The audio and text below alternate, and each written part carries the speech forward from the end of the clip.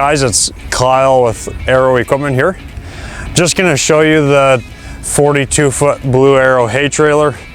This one is 42 feet long, 8-bale trailer with the wireless hydraulic dump option. As you can see here, this red bar is just a safety bar.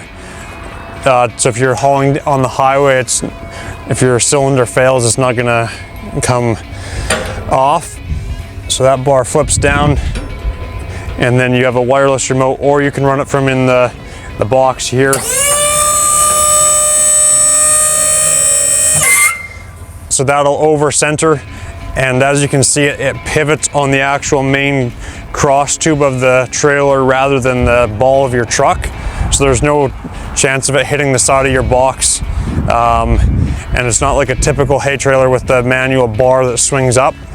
So it's fairly simple to operate.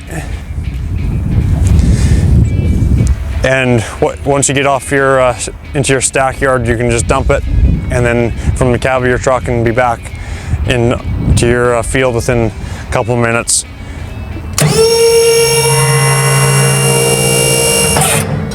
So that's how simple the Arrow hay trailer is. Thanks for watching.